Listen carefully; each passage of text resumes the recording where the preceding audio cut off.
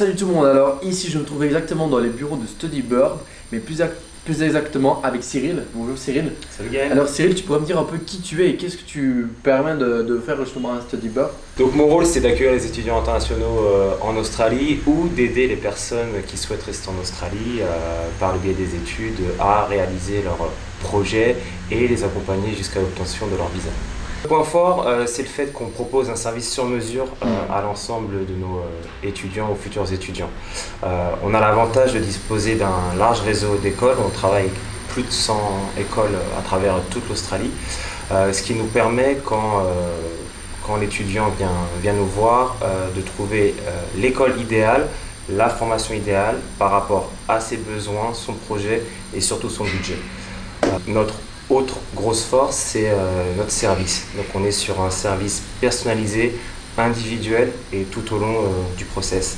Ainsi que par la suite, lorsque l'étudiant est à l'école, on reste disponible pour pouvoir l'aider, l'orienter ou répondre à toutes ses questions. Justement, des partenariats, ce qu'il faut noter, c'est que nos services sont gratuits. Alors pourquoi? Nous ne sommes pas une agence bénévole, bien évidemment, nous sommes en fait rémunérés par les écoles. La raison est simple, c'est que les écoles, leur métier, c'est de fournir une éducation, de trouver les bons profs, de trouver le bon programme, mais ils ont besoin d'étudiants internationaux. Un étudiant international en Australie a besoin d'un visa. C'est pour ça que les écoles sous-traitent la partie visa, donc visa étudiant, à des agences comme les nôtres. Donc nous sommes rémunérés directement par les écoles et c'est sans frais pour les étudiants. Différents types de profils. On a les personnes qui arrivent via le Working Holiday Visa. Souvent les personnes arrivent en Australie avec un niveau d'anglais assez limité et ont l'impression qu'ils vont pouvoir s'en sortir, sauf que la concurrence est assez forte. Parce qu'il faut savoir qu'on arrive en Australie et qu'on recherche du travail, on est confronté aux autres Irlandais, Britanniques qui cherchent du travail. Donc français, belge, espagnol, italien. Donc les écoles dans lesquelles nous redirigeons les nouveaux Working Holiday Visa sont des écoles d'anglais, donc des cours d'anglais intensifs qui permettent premièrement de pouvoir avoir confiance en soi, deuxièmement d'améliorer son anglais, d'avoir des bases grammaticales super solides, un vocabulaire développé et justement de construire son anglais sur des bonnes bases.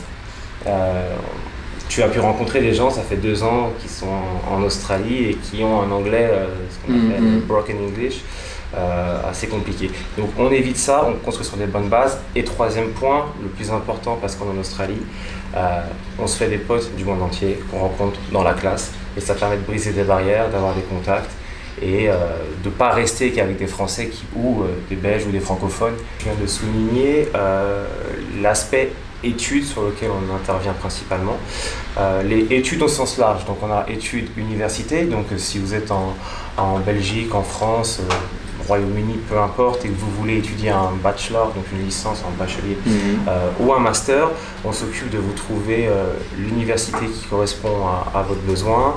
On vous trouve la formation qui vous permettra justement de booster votre carrière et d'avoir un CV qui a une dimension internationale. Ce qui est aujourd'hui essentiel, on est dans un contexte de mondialisation, toutes les entreprises s'internationalisent, on a absolument besoin d'avoir cette dimension internationale sur son CV pour pouvoir se démarquer des autres très vite. Donc on fait 1 an working ou 2 ans si on a fait les fermes, maintenant 3 ans on peut avec la nouvelle loi. Quoi qu'il arrive, le temps passe comme ça. La plupart des personnes veulent rester et on le comprend. C'est à ce moment-là aussi on intervient avant la fin de votre Working Holiday Visa. On vous permet de rester par le biais des études. Donc si vous n'êtes pas trop université ou vous parlez déjà anglais, ce qui est déjà votre cas, vous avez aussi un autre aspect que sont les formations professionnelles.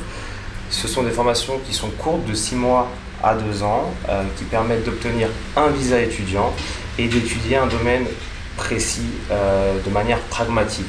Alors en termes de formation, on retrouve business, comptabilité, social media marketing, fitness, prof de danse, esthéticienne, cuisinier, charpentier, il y a vraiment beaucoup de formations et on apprend un métier directement.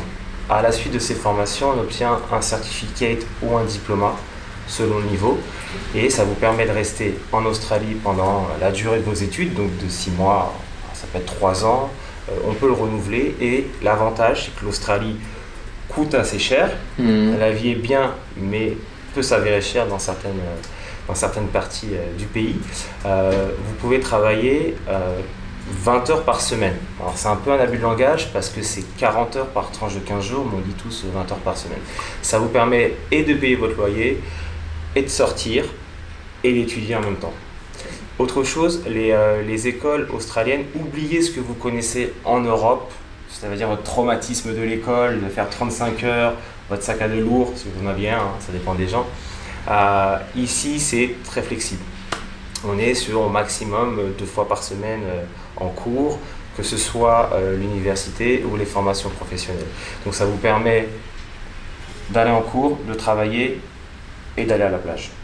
Donc vous pouvez justement profiter de l'Australie tout en étudiant en fait, et faire plein d'autres choses à côté, quitte à faire 2-3 cours si vous voulez en même temps, si possible. Tout à fait. Et encore une fois, en termes